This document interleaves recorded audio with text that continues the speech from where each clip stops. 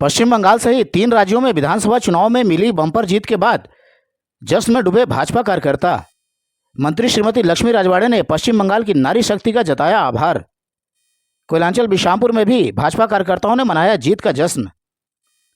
बीते 4 मई को 5 राज्यों का चुनाव परिणाम जैसे ही निकलकर सामने आया, वैसे ही देश भर में भाजपा कार्यकर्ताओं में खुशी की लहर दौड़ गई।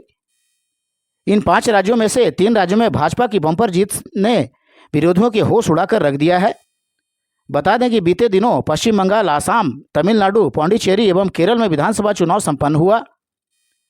चुनाव के बाद इन सभी राज्यों की मतगणना का काम एक साथ 4 मई को किया गया। कुल 5 राज्यों में से आसाम, पश्चिम बंगाल एवं पौंडीचेरी में भाजपा को बम्पर जीत मिली है। गौरतलब है कि इन सभी 5 राज्यों में से बंगाल चुनाव की तरफ सभी देशवासियों की निगाहें टिकी हुई थी। बंगाल में ममता बनर्जी की तृणमूल कांग्रेस सरकार, जो कि 15 वर्षों से बंगाल की सत्ता पर काबिज थी, उसे एक ही झटके में भाजपा ने जमींदोज कर दिया। बंगाल चुनाव में मिली बम्पर जीत का जश्न मनाते भाजपा कार्यकर्ताओं को छत्तीसगढ़ प्रदेश के हर जिले में देखा जा सकता है। इसी क्रम में सूरजपुर में जिला भाजपा कार्यालय सहित बिशामपुर में भी भाजपा कार्यकर्ताओं ने जीत का जश्न मनाते हुए मिठाइयां बांटी। इस दौरान कैबिनेट मंत्री श्रीमती लक्ष्मी राजवाड़े ने जीत की बधाई और शुभकामनाएं देते हुए कहा कि बंगाल चुनाव की जीत में नारी शक्ति का बड़ा योगदान रहा है। इसके लिए बंगाल की नारी शक्ति का हम आभार व्यक्त करते हैं। इसी क्रम में कोयलांचल बिशामपुर क्षेत्र में भाजपा नेता अनूप सिन्हा के आह्वान पर नगर के बस स्टैंड में सैकड़ों भाजपा कार्यकर्ताओं ने आतिशबाजी कर मिष्ठान वितरण करते हुए जीत का जश्न मनाया।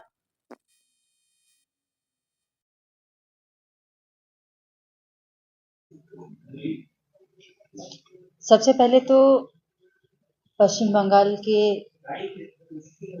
उन कार्यकर्ताओं को नमन करती हूँ जिन्होंने बंगाल के लिए अपने जान दी है। उनको नमन करते हुए और आज के इस बंगाल प्रदेश के चुनाव के